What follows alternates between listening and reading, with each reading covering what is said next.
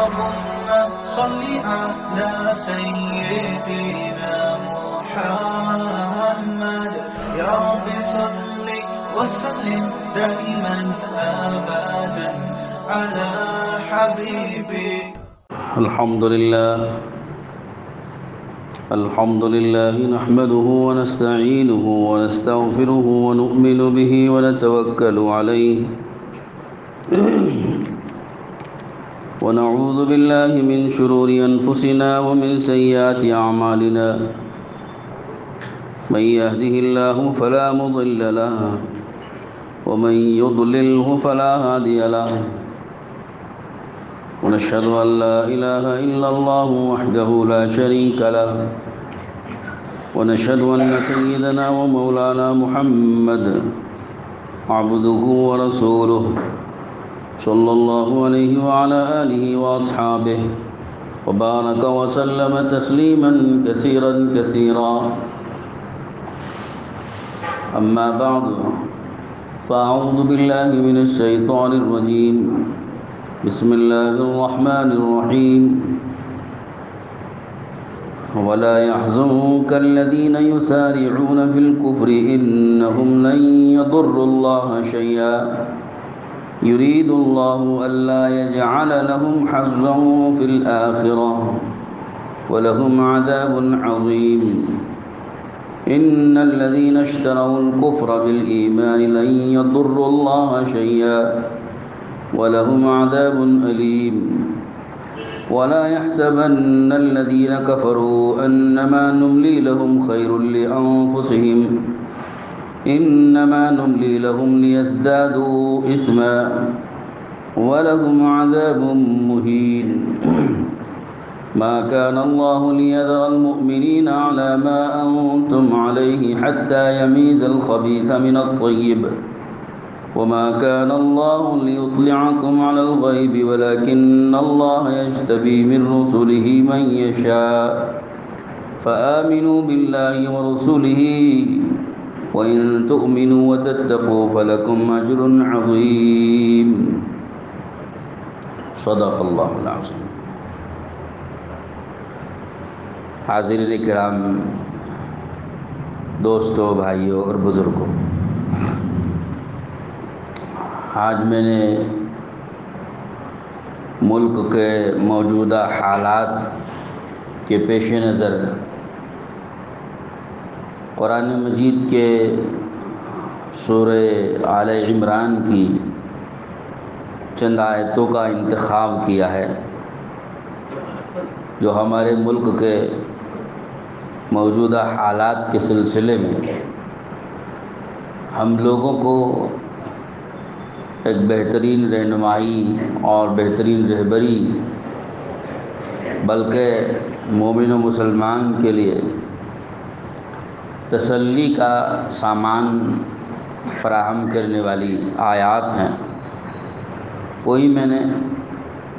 آپ کے سامنے پڑھی ہیں۔ یہ سورہ آل عمران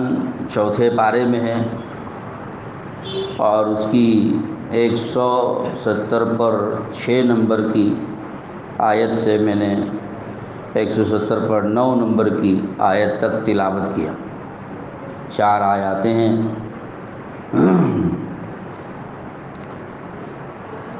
ان آیتوں کے اندر جو مضمون ہے بس وہی آپ کو سنانا ہے، تفصیلی بیان کی ضرورت زیادہ نہیں ہے اور نہ اس کا موقع بھی نہیں ہے، لیکن آیتوں کے اندر جو مضمون ہے وہی بہت کافی ہے۔ میں آیتیں پڑھتا جاؤں گا اور اس کی تشریح آپ کے سامنے پیش کرتا جاؤں گا تو آپ سمجھ جائیں گے کہ اللہ نے موجودہ حالات کے سلسلے میں، کیونکہ حالات آپ لوگ جانتے ہیں کہ کیا ہیں اس ملک میں۔ آج ہماری جنوری کی 19 تاریخ ہو رہی ہے، تو 22 تاریخ ان لوگوں نے طے کی ہے بابری مسجد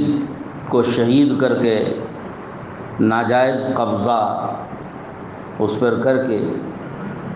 اس پر شرک اور بت پرستی کا اڈا بنا کر اس کے افتتاح کی تاریخ انہوں نے یہ 22 کی طے کی ہے، اور اس کی وجہ سے ملک میں جو ایک ٹینشن اور ایک کشیدگی سی ظاہری طور پر نظر آ رہی ہے، انشاءاللہ نہیں ہوگی، کوئی کشیدگی نہیں ہوگی۔ ہم یہی چاہتے ہیں کہ پرامن طریقے سے یہ سارے ایام جو ہے گزر جائیں، امن و امان ہو ملک میں، اور کوئی کسی طرف سے بھی اشتعال نہ ہو، بھڑکاؤ نہ ہو، نہ مسلمانوں کی طرف سے کوئی بھڑکاؤ اور اشتعال ہو، نہ غیروں کی طرف سے بھڑکاؤ اور اشتعال ہو، تبھی امن ہوتا ہے۔ کسی ایک طرف سے بھی کوئی اشتعال انگیزی ہوگی تو پھر اس میں معاملہ بھڑک اٹھتا ہے، اور پھر اللہ نہ کرے فساد تک کی نوبتیں آ جاتی ہیں۔ تو اس لیے ہم دعا کرتے ہیں اللہ تعالیٰ سے کہ اللہ پاک ان دنوں کو امن کے ساتھ گزار دے۔ جہاں تک مسلمانوں کے ساتھ ہوا معاملہ ہے، اسی سلسلے میں نے آیتیں پڑھی ہیں کہ ہمارے سامنے تو صبر و تحمل ہے اور تسلی کی باتیں ہیں، تو اللہ نے ان آیتوں کے اندر یہ سارا مضمون بیان کیا ہے، دونوں کے لیے بیان ہے، اس میں ہمارے لیے بھی ہے، ان کے لیے بھی ہے، پیغام دونوں کے لیے، ایک طرفہ نہیں ہے۔ جو میری باتیں ہوں گی، جو آیتوں کے اندر آئی ہیں، یہ ایک طرفہ نہیں ہوگی، دو طرفہ ہے، یعنی مسلمانوں سے بھی خطاب ہے اس میں اور غیروں سے بھی خطاب ہے، تو دونوں کو سن لینا چاہیے کہ اس میں اللہ نے قرآن میں کیا فرمایا۔ چنانچہ اللہ پاک فرماتے ہیں حضور اکرم صلی اللہ علیہ وسلم سے خطاب کرتے ہوئے، یہ حالات چونکہ نئے نہیں ہیں، ہم سمجھتے ہیں کہ آج حالات اتنے خراب ہو، یہ حالات تو روز اول سے بنتے رہے ہیں۔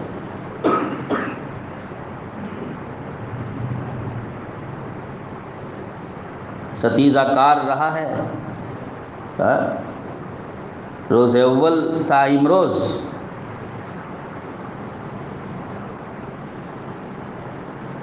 شرار بولہبی ہے ایک طرف، تو دوسری طرف حضرت محمد صلی اللہ علیہ وسلم کی پاکیزہ زندگی بھی ہے۔ ابو لہب کی جہالت، ابو لہب کی شرارت ہے، ابو جہل کی جہالت ایک طرف ہے، تو دوسری طرف حضور اکرم صلی اللہ تعالیٰ علیہ وسلم کے عمدہ اور پاکیزہ اخلاق بھی ہیں۔ دونوں نمونے دنیا میں روز اول سے پائے جا رہے ہیں۔ حق اور باطل کی لڑائیاں اور حق و باطل کی مزاحمتیں روز اول سے جاری، تو آج یہ بات کوئی نئی نہیں ہے، تو حضور کے زمانے میں بھی رہی ہے، تو حضور صلی اللہ علیہ وسلم سے اس زمانے کے حالات کے پیش نظر وحی اترتی تھی، اللہ پاک حضور کو تسلی دیتے تھے، اور حضور کے زمانے میں جو حالات پیش آئے ہیں وہ قیامت تک کے لیے نمونہ ہیں۔ اللہ نے عجیب و غریب طریقے سے 23 سالہ حضور کی زندگی گزاری ہے، مختصر سی زندگی ہے، 23 سالہ نبوت والی زندگی، 63 سالہ تو کل زندگی، 23 سال کے آپ کی نبوت والی زندگی، تو اس 23 سال میں اللہ نے ایسے تجربات سے گزارا ہے آپ صلی اللہ علیہ وسلم کو، اور ایسے حالات سے گزارا ہے جو رہتی دنیا تک قیامت تک آنے والوں کے لیے نمونہ بن سکتے ہیں۔ تو چنانچہ حضور کے زمانے میں بھی ایسے حالات پیش آئے تھے، تو اس موقع سے آیتیں نازل ہوئی، اور ان آیتوں کے اندر ہم کو ایسے پیغامات دیے گئے جو قیامت تک آنے والوں کے لیے کافی ہو جائیں گے، اور اس کو ہر زمانے میں فٹ کر سکتے ہیں آپ۔ یہ نہیں کہہ سکتے کہ صرف یہ حضور کے زمانے کے ساتھ ہے اور بعد میں ایسے حالات نہیں ہیں، بعد میں بدل گئے، کہ نہیں، جو حالات حضور صلی اللہ علیہ وسلم کے زمانے میں پیش آئے تھے اور اس موقع پر اللہ کی طرف سے جو پیغامات اور جو احکامات دیے گئے تھے، آج بھی اور قیامت تک کے لیے بھی حالات اسی طرح کے پیش آتے رہیں گے، اور وہی ہدایات ہمارے لیے کافی ہوں گی جو اس وقت میں حضور کو دی گئی تھی۔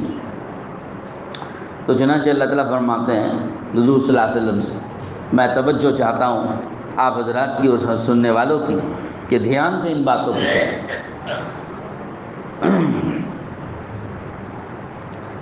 وَلَا يَحْزُنْكَ الَّذِينَ يُسَارِعُونَ فِي الْكُفْرِ، جگاؤ، ولا يحزنك الذين يسارعون في الكفر، اللہ تعالیٰ فرماتے ہیں حضور سے، اے نبی، جو لوگ کفر میں آگے بڑھ رہے ہیں، ان کے کفر میں آگے بڑھنے سے آپ کو غم نہیں ہونا چاہیے۔ جو لوگ کفر میں آگے بڑھ رہے ہیں، بعض لوگ نیک کاموں میں آگے بڑھتے ہیں، بعض لوگ کفریہ کاموں میں آگے بڑھتے ہیں، بڑھ چڑھ کے حصہ لے رہے ہیں، جیسا کہ ابھی سامنے ہے ہمارے، کفر کے، شرک کے اور خدا کو ناراض کرنے والے کاموں میں بڑھ چڑھ کر حصہ لے رہے ہیں۔ تو اس کو دیکھ کر کے آپ کا دل غمزدہ نہ ہو، آپ غم نہ کریں۔ حضور صلی اللہ علیہ وسلم کو تو منافقوں کی شرارتوں سے بھی، منافق دو رخا ہوتے تھے حضور کے زمانے میں، منافق جو ہوتے تھے دو رخا تھے، ادھر مسلمانوں کو غلبہ پاتے تو مسلمانوں کی طرف جھک جاتے ہیں، مسلمان تھوڑا سا اگر دبتے، ہار جاتے یا مغلوب ہو جاتے تو کافروں کی طرف جھک جاتے تھے،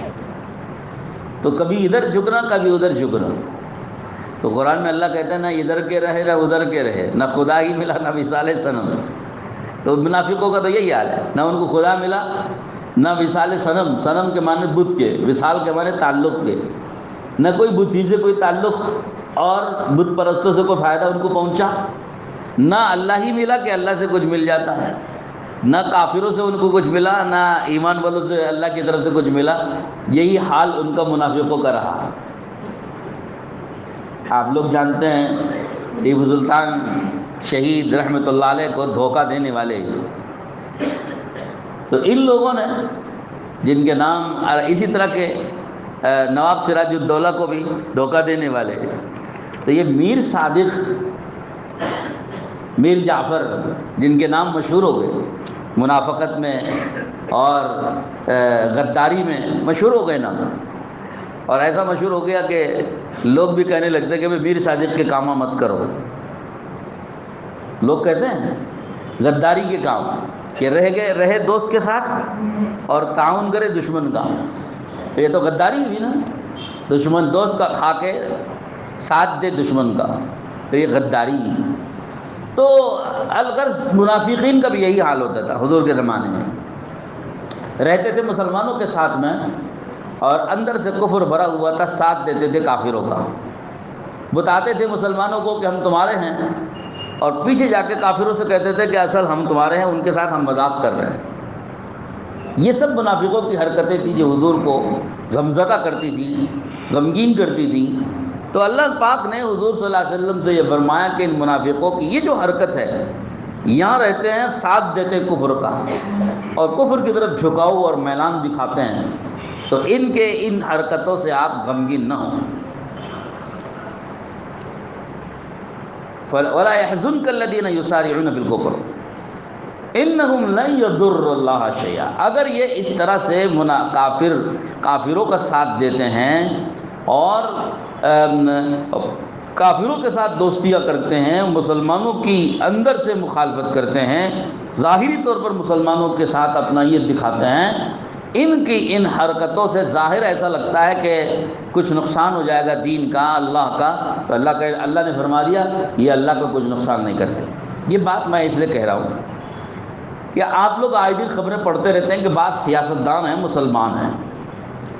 کافروں کو خوش کرنے کے لیے ان کے خداؤں کو اپنا کہہ دیا، اپنے کو کہہ دیا رام بھگت ہوں، بتوں کے سامنے پوجا بھی کر دیا، ہاتھ بھی جوڑ دیے، جھک بھی گئے، جو کچھ ان سے ہو سکتا تھا صرف کافروں کو خوش کرنے کے لیے۔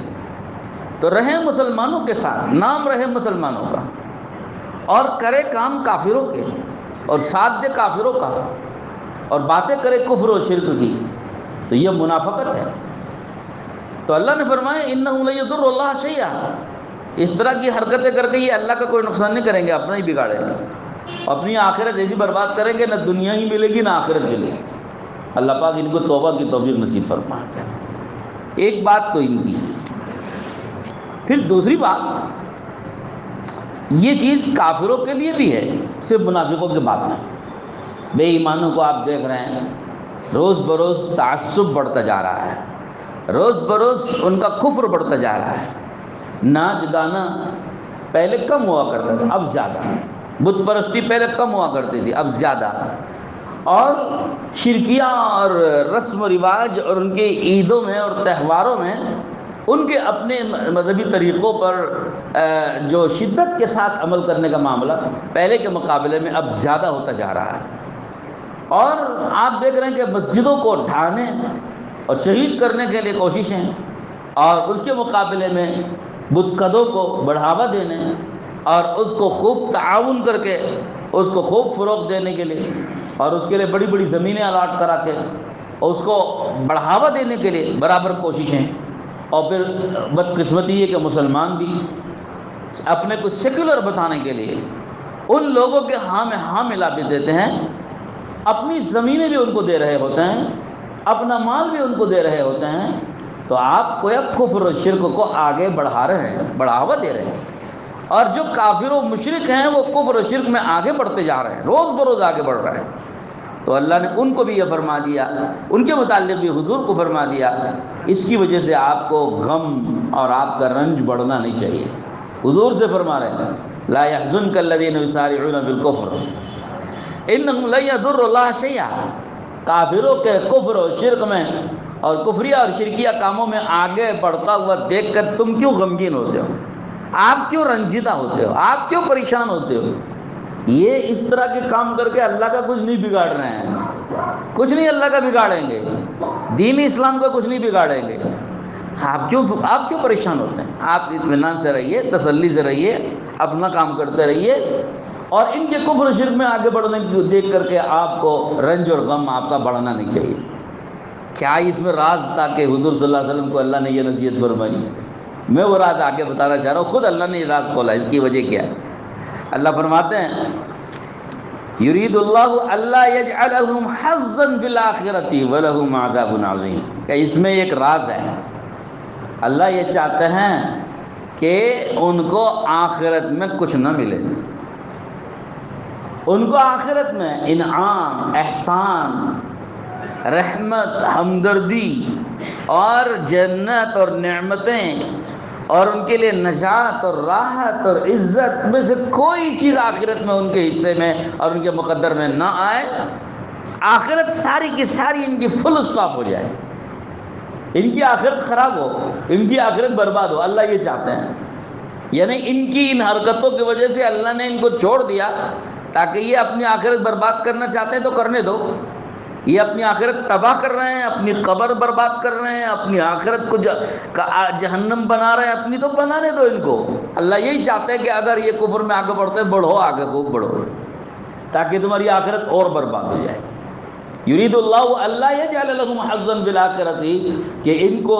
اللہ کی یہ منشا ہے اس کے سلسلے میں کہ ان کی آخرت، ان کو آخرت میں کچھ نہ ملے، کوئی نعمت نہ ملے، کوئی راحت نہ ملے، کوئی عزت نہ ملے، کوئی چین و سکون نہ ملے، کوئی کامیابی نہ ملے، اور کوئی ان کو انعام اور تحفہ نہ ملے، ان کے مقدر میں کوئی اللہ کی طرف سے نرمی اور عفو درگزر نہ ملے، کچھ بھی ان کو آخرت میں نہ ملے، یہ ایک راز ہے۔ پھر آگے ایک آیت کے بعد درمیان میں ایک آیت اور ہے، ان الذین اشتروا الکفر بالایمان لن یضروا اللہ شیئا ولہم عذاب علیم، جو لوگ ایمان کے مقابلے میں کفر کو اختیار کر رہے ہیں، یہ بات ہمارے ان مسلمانوں کے لیے ہے جن کو اللہ نے ایمان دیا،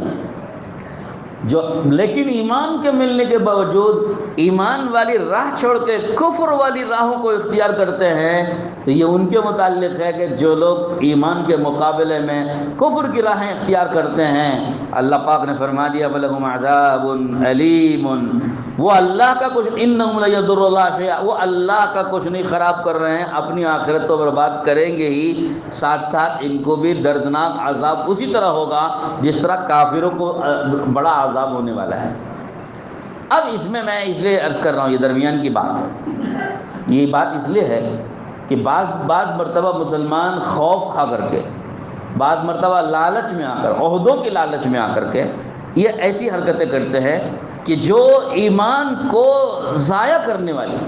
اور ایمان کے مقابلے میں کفر، کبھی کبھی ارتداد کے واقعات بھی بعض دیہاتوں میں جب یہ ظاہر بات ہے کہ کافر دندناتے ہوئے، غالب ہوتے ہوئے، فساد کرتے ہوئے اور اپنا رعب و دبدبہ دکھاتے ہوئے، زور دکھاتے ہوئے دیہاتوں میں، گاؤں میں، سڑکوں میں، شہروں میں جگہ جگہ فساد کرتے ہیں، ایسے موقع پر اپنی جان کو بچانے کے لیے اور اپنے آبرو بچانے کے لیے، کبھی اپنا مال بچانے کے لیے مسلمان اپنا ایمان چھوڑ کر کفر کی طرف مائل ہو جاتے ہیں اور کافروں کے ساتھ میں ہو جاتے ہیں، یعنی مرتد ہو جاتے ہیں، تو یہ بڑی خطرے کی بات ہوتی ہے۔ تو اللہ نے ان سے فرمان دیا کہ تم اگر اس طرح کرتے ہو تو اللہ کا کچھ نہیں بگاڑو گے، اپنی آخرت تباہ کرو گے۔ بہرحال میں عرض کر رہا تھا کہ کافروں کو جو اللہ رب العزت نے چھوٹ دے رکھی ہے کہ وہ کفر میں آگے بڑھ رہے ہیں، اس میں کیا راز ہے؟ وہ راز اگلی آیت میں ہے۔ اللہ نے فرمایا،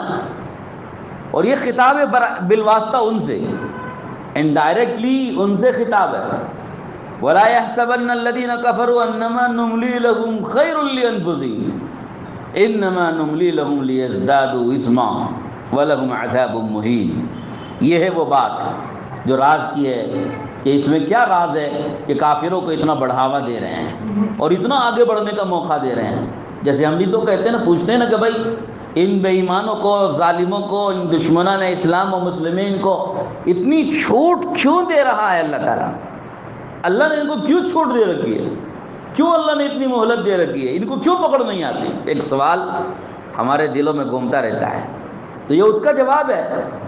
اللہ نے فرمایا، وَلَا يَحْسَبَنَّ الَّذِينَ كَفَرُوا أَنَّمَا نُمْلِي لَهُمْ خَيْرٌ لِأَنفُسِهِمْ۔ ان کافروں کو ہرگز یہ نہیں سمجھنا چاہیے کہ جو چھوٹ ہم ان کو دے رہے ہیں، جو مہلت ہم ان کو دے رہے ہیں، جو موقع کفر و شرک میں آگے بڑھنے کا اور دنیا کے مال و متاع کو سمیٹنے کا اور ملک و مال پہ قبضہ کرنے کا جو موقع اور مہلت ہم ان کو جو دے رہے ہیں، یہ ان کے حق میں کوئی بہتر ثابت ہوگی، ان کے لیے فائدہ بخش ہوگا۔ یہ ہرگز نہ سمجھیں، اس بدگمانی میں نہ رہیں، اس خوش فہمی میں نہ رہیں کہ ہم نے جو ان کو مہلت دے رکھی ہے، یہ مہلت اور یہ موقع اور یہ چھوٹ ان کے حق میں بہتر ثابت ہوگی، یہ نہ سمجھیں، بلکہ خوب سمجھ لینا چاہیے، انما نملی لہم لیزدادوا اثما۔ یہ چھوٹ اور یہ مہلت اور یہ فرصت اور یہ موقع ہم جو ان کو دے رہے ہیں وہ اس لیے دے رہے ہیں تاکہ گناہ میں یہ آگے بڑھتے رہے اور ظلم میں آگے بڑھتے رہے، کفر و شرک میں آگے بڑھتے رہیں۔ ان کے اعمال نامے میں کفر و شرک و گناہ اور ظلم اور زیادتیاں لکھی جاتی رہیں اور ان کے اعمال نامے بھرتے رہیں، اس ظلم و کفر و شرک سے بھرتے رہیں، یہاں تک کہ جب اس کی مقدار پوری ہو جائے گی، ظلم کی، کفر کی، شرک کی، نافرمانی کی، سرکشی کی، فساد کی، فتنوں کی، ان کے اعمال نامے کی فہرست جب پوری ہو جائے گی، پھر اللہ رب العزت ایک دم ان کی رسی کو کھینچتے ہیں۔ تو یہ چھوٹ دینا، مہلت دینا اس لیے ہے تاکہ ان کا کفر و شرک زیادہ ہو جائے، اس مقدار کو چھو جائے، اس مقدار کو پہنچ جائے جو ایک ڈیڈ لائن اللہ کی طرف سے مقرر ہے کہ جب ان کا ظلم و ستم اور زیادتیاں اور شرک و بت پرستیاں، خدا کی نافرمانیاں اس ڈیڈ لائن تک پہنچ جائیں گی، تب ہمارا فیصلہ آسمان سے براہ راست اترے گا۔ تو اللہ نے ایک ڈیڈ لائن دے رکھی ہے، ایک اس کا میٹر طے کر رکھا ہے، اس کی ایک حد مقرر کر رکھی ہے، اس حد تک پہنچنے کے لیے ان کو موقع دیتے ہیں، اس حد تک پہنچنے کے لیے موقع دیتے ہیں۔ جب اس حد پر ان کا وہ ظلم و ستم اور شرک و بت پرستی پہنچ جائے گی، پھر اس فیصلے کو اتارنا آسان ہو جاتا ہے۔ تو یہ مہلت اور موقع اس لیے، تو انما نملی لہم لیزدادوا اثما، ہم ان کو مہلت اس لیے دے رہے ہیں تاکہ اسم، گناہ میں یہ آگے بڑھتے رہیں اور اس حد تک پہنچ جائیں جو حد اللہ نے مقرر کر دی۔ وَلَهُمْ عَذَابٌ مُّهِينٌ، پھر اس کے بعد جب ان کو پکڑ آئے گی، یہ سزا ہوگی اور عذاب ہوگا تو اہانت آمیز، توہین آمیز، ذلیل کر دینے والی اللہ کی طرف سے پکڑ اور ذلیل کر دینے والا اللہ کی طرف سے عذاب آئے گا۔ ایسا عذاب آئے گا اور ایسی پکڑ آئے گی کہ ان کو رسوا کر دے گا پوری دنیا کے سامنے اور ذلیل کر دے گا پوری دنیا کے سامنے، ایسی پکڑ اللہ کی طرف سے۔ تو قرآن اور اس کی تفسیر میں علماء نے فرمایا کہ یہ ضروری نہیں کہ دنیا ہی میں آئے، دنیا میں بھی یہ عذاب آ سکتا ہے جو ان کو ذلیل کر کے رکھے گا اور اگر دنیا میں نہ آئے تو آخرت میں تو آنا ہی آنا ہے۔ پھر آگے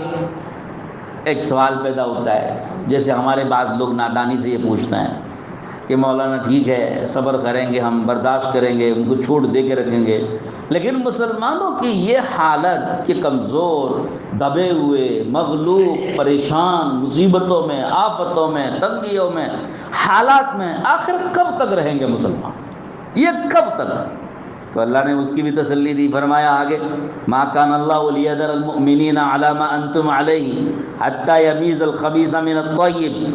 مومنوں کو اللہ ایسے ہی نہیں چھوڑے رکھتے ان کی حالتوں پہ،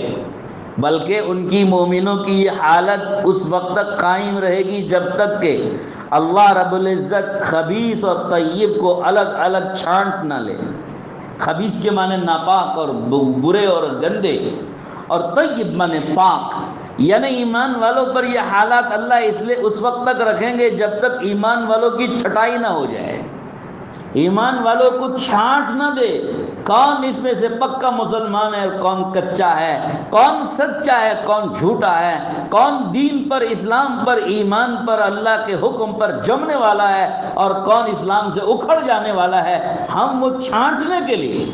اور اس کی چھٹائی کرنے کے لیے اور اس کو چھاننے کے لیے ہم یہ حالات مسلمانوں پہ رکھتے ہیں، جب تک یہ نہ ہو جائے کہ خبیث الگ ہو گیا، طیب الگ ہو گیا، پاک الگ ہو گیا، ناپاک الگ ہو گیا، سچا الگ ہو گیا، جھوٹا الگ ہو گیا، اور جمنے والا الگ ہو گیا اور اکھڑنے والا الگ ہو گیا، جب تک یہ تمیز اور یہ چھٹائی جب تک نہ ہو جائے تب تک یہ حالات ہم رکھتے ہیں۔ تو بھائی ڈرنے کی بات ہے، یہ تو بڑے ڈرنے کی بات ہو گئی۔ ہمارے اوپر حالات اللہ اس لیے رہتا کہ ہم کو چھانٹ، تو ہم میں سے کون کدھر چھٹ کے جھلنی میں جب آپ چھانتے ہیں، چھلنی میں جب چھانتے ہیں تو کون چھلنی سے چھن کر کے نیچے اترے گا کہ روٹیاں پکائی جائیں، اور کون چھلنی میں اٹک جائے گا کہ اسے پھینک دیا جائے، یہ تو نہیں بتا سکتے کوئی۔ تو یہ چھلنی کا موقع ہوتا ہے، چھان کر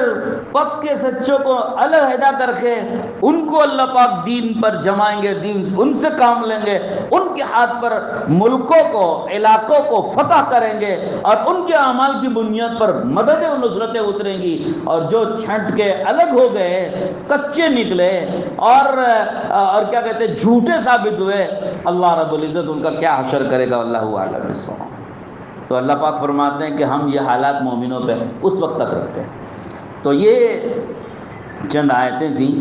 جن کو میں نے سامنے رکھ کے، ساری باتیں تو وضاحت کے ساتھ کہنے کی نہیں تھی، آیتوں کا جتنا مضمون تھا میں نے تقریباً اہم مضمون سارے کے سارا بیان کر دیا۔ دعا فرمائے اللہ پاک سے ملک کے موجودہ حالات میں، ایک تو ہم کو اپنے حالات کے متعلق ڈر کے رہنا ہے کہ ہم ان حالات میں دین پر جم کر کے سچے ہونے کو اللہ کے دربار میں ثابت کریں،